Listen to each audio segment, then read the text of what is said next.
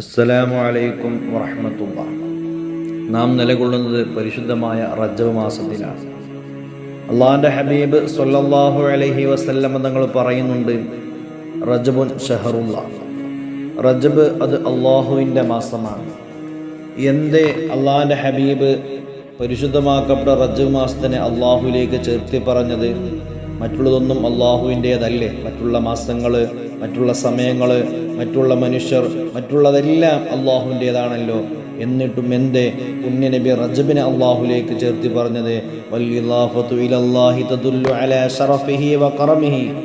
പണ്ഡിതന്മാർ വിശദീകരിക്കുന്നു, അങ്ങനെ പറയാനുള്ള കാരണം ഈ പരിശുദ്ധമാക്കപ്പെട്ട റജബ് മാസത്തിൻ്റെ ശ്രേഷ്ഠതയും അതിൻ്റെ ബഹുമാന്യതയും നമുക്ക് മനസ്സിലാക്കി തരാനാണ്. അള്ളാഹുവല്ലാത്ത ഇഷ്ടമുള്ള, അള്ളാഹുവല്ലാതെ ആദരിച്ച മാസമാണ് ഈ റജബ് എന്നുള്ളത്. നമുക്കറിയാമല്ലോ, ചരിത്രത്തിൻ്റെ താളുകളിൽ നിന്ന് മനസ്സിലാക്കാൻ സാധിക്കും.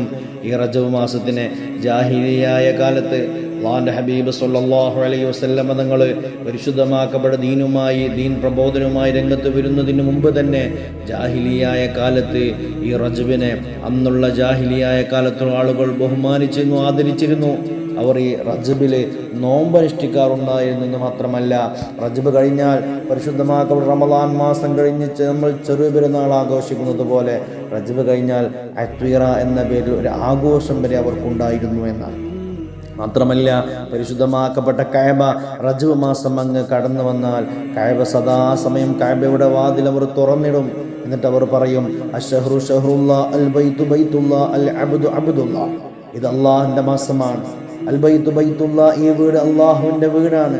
അൽ അബ്ദു അബ്ദുല്ലാ, ഇതിലേക്ക് വരുന്ന അടിമ അത് അള്ളാഹുവിൻ്റെ അടിമയാണ്. അതുകൊണ്ട് വലാ യംനഉ അബ്ദുല്ലാഹി മിൻ ബൈത്തില്ലാഹി ഫീ ശഹ്രില്ലാ, അള്ളാഹുവിൻ്റെ മാസമായി റജബില് അള്ളാഹുവിൻ്റെ വീടായി കഅബയെ തൊട്ട് അള്ളാഹുവിൻ്റെ അടിമയായ മനുഷ്യനെ തടയാൻ പാടില്ല എന്ന രീതിയിൽ റജബ് മാസം കടന്നു വന്നാൽ കഅബയുടെ വാതിൽ അവർ മലർക്കെ തുറക്കുമായിരുന്നു.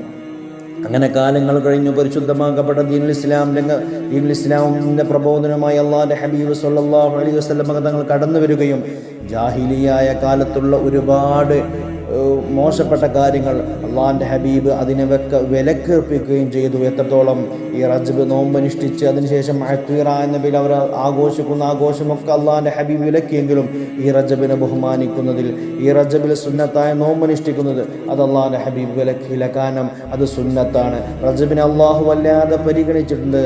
റജബ് പവിത്രമായ മാസമാണ്.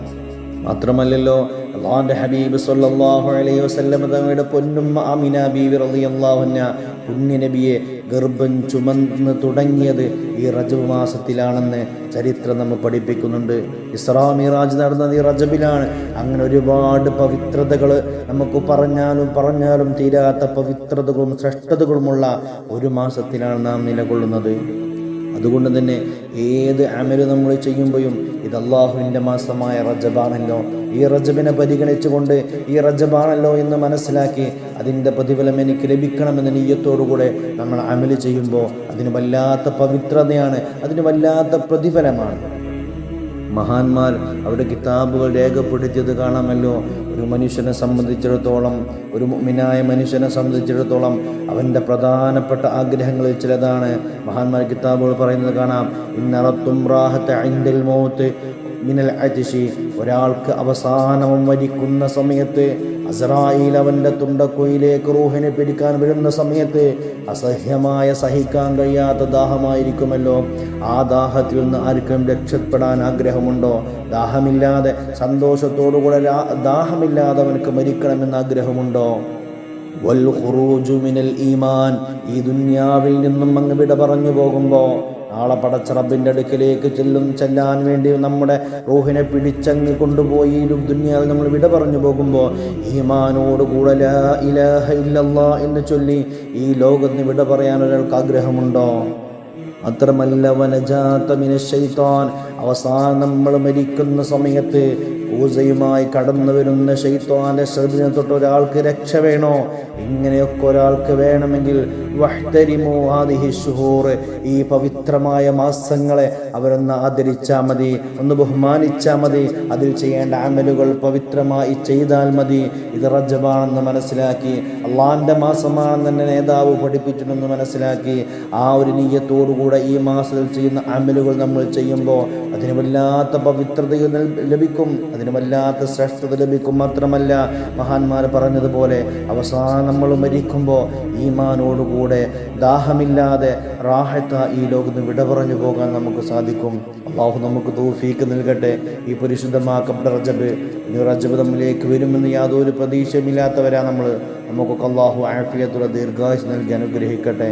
അതുകൊണ്ട് ഈ റജബ് ചെയ്യേണ്ട അമലുകൾ പരിപൂർണമായി ചെയ്ത് അള്ളാഹുവിൻ്റെ തൃപ്തി സമ്പാദിക്കുന്നവരിൽ മുത്തഖീങ്ങളിൽ അള്ളാഹു നമ്മെ ഉൾപ്പെടുത്തി അനുഗ്രഹിക്കട്ടെ. ആമീൻ യാ റബ്ബൽ ആലമീൻ.